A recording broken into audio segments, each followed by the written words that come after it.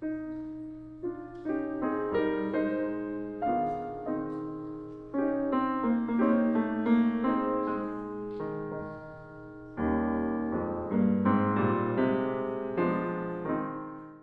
Eros, bonjour. Bonjour. Vous avez publié aux éditions L'Harmattan L'art de l'histoire, sous-titré Construction sociale de l'authenticité, de la vraisemblance historique au cinéma. Alors, est-ce que vous pouvez nous présenter brièvement cet ouvrage, s'il vous plaît? Oui, merci. Eh bien, c'est un ouvrage qui s'adresse à la fois aux sociologues, sciences humaines, sciences sociales, aux historiens et aussi évidemment à tous les amoureux de cinéma et les spécialistes du cinéma. Donc c'est vraiment à l'intersection de ces trois domaines-là. Moi-même, j'ai une formation de sociologue.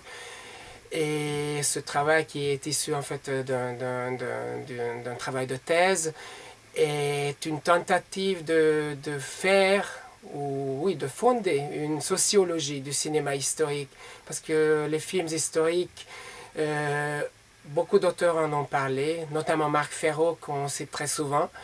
Mais parmi les sociologues, il n'y en a quasiment aucun. En tout cas, moi, ma perspective, elle est vraiment ancrée dans une sociologie de Bourdieu, dans aussi la sociologie des générations, enfin, de manière plus générale, dans une sociologie culturelle. Et mon but, c'était donc justement de ne pas regarder ces films en tant que, comment dire, un complément pour les travaux des historiens qui s'intéresseraient à telle ou telle époque. C'est un peu l'approche de Marc Ferro. C'est un peu mal entendu autour de Marc Ferro parce que lui, il parlait des films en tant que objet de l'histoire. Et moi, ce qui m'intéresse, c'est les films en tant que produit d'un champ culturel ou du champ de production cinématographique, artistique, à un moment donné, où chaque expression cinématographique de telle ou telle époque, que ce soit le Moyen-Âge, que ce soit même plus ancien, des péplums, que ce soit les Camisac, que ce soit Jules et Jim, les films sur l'Holocauste, j'ai consacré un chapitre entier, Hiroshima mon amour, j'en parle longuement. Donc j'essaie de voir ces films en tant qu'expression d'une stratégie et d'une position au sein de ce champ de production culturelle, et de voir en quoi justement l'authenticité que je mets entre guillemets et la vraisemblance sont déterminées, enfin les stratégies d'authenticité et de vraisemblance sont déterminées en fonction de la position des uns et des autres au sein de ce champ. Et ensuite, j'analyse les films eux-mêmes, hein, donc c'est pas aussi abstrait que ça. Je vais voir les images, je vais comment les réalisateurs, à différents moments, dans différentes positions, construisent cette authenticité, cette vraisemblance, l'authenticité historique pour laquelle, par exemple, on fait intervenir des historiens, justement, pour qu'ils se portent garant de la réalité des faits, ou alors la vraisemblance qui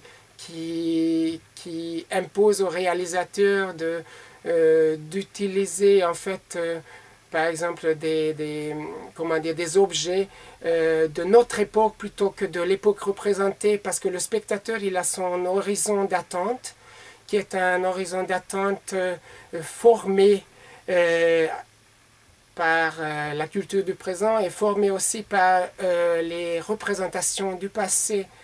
Donc souvent pour être authentique, on mettrait des bougies dans les films sur le Moyen-Âge, mais pour ne pas heurter le spectateur, pour ne pas le faire sortir de son expérience cinématographique, pour correspondre en fait à son horizon d'attente et aux conventions de la représentation héritée de la littérature ou des arts, on va quand même plutôt mettre des projecteurs, on va quand même plutôt avoir une lumière plus importante que ce qu'on aurait eu si on avait voulu faire une représentation réelle.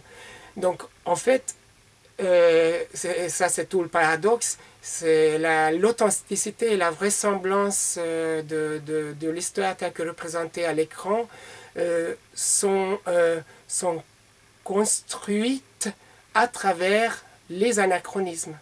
Et donc en fait c'est ces dispositifs d'anachronisme que j'analyse en fonction donc du fonctionnement du champ de production culturelle et cinématographique à travers des exemples précis, mais en ayant quand même comment dire, une base théorique assez ample qui va vraiment de Max Weber à Pierre Bourdieu et au-delà.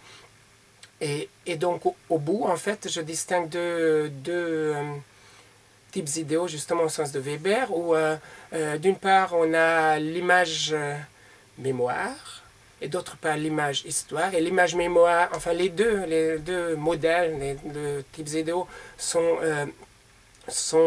à la fois cinématographiques et sociaux. Donc on a l'image mémoire d'une part qui est charnel, qui est au plus près du corps, avec des gros plans, de très gros plans, souvent des scénarios basés sur le vécu des cinéastes. C'est très souvent le cas pour les films sur l'Holocauste, mais aussi d'autres, hein, notamment sur des films d'histoire récente, mais pas seulement.